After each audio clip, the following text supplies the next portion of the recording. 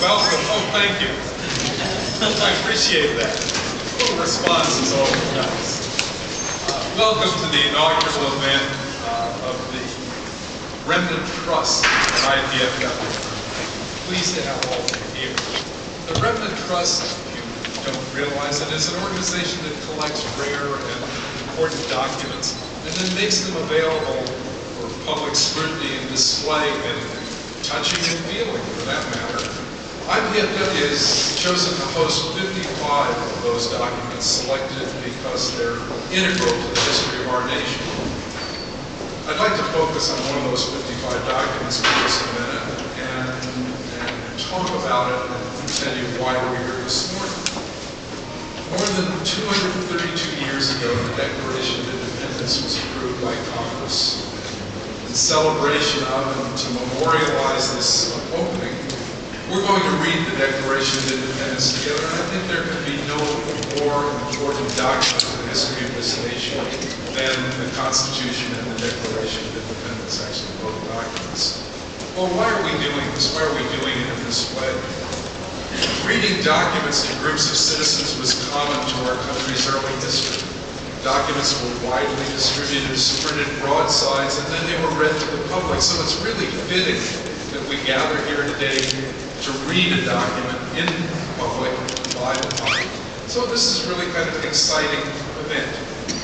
The goal of the overall project is to develop a community-wide understanding of the importance of these documents to our history, but also to understand the importance of the written word to the history and culture of humankind.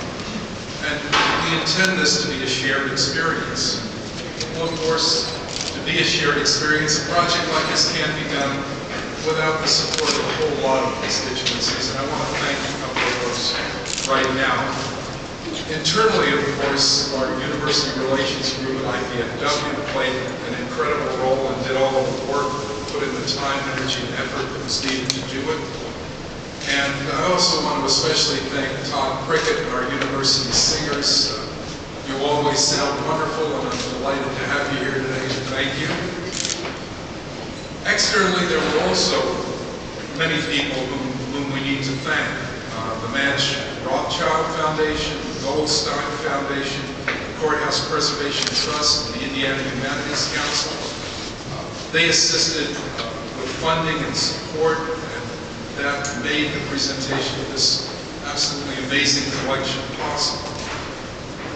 We're also pleased to acknowledge the presence and the support of our governmental community. First, to our Allen County Judiciary, I want to especially thank you for letting us come into your home.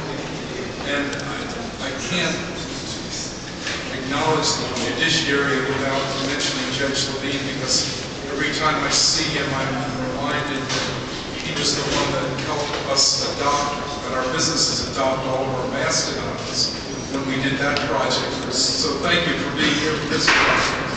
Again, next, since the courthouse is a county facility, I'd like to introduce the county commissioners who are with us here today. Linda Bloom and Nelson Peters, both of them are here.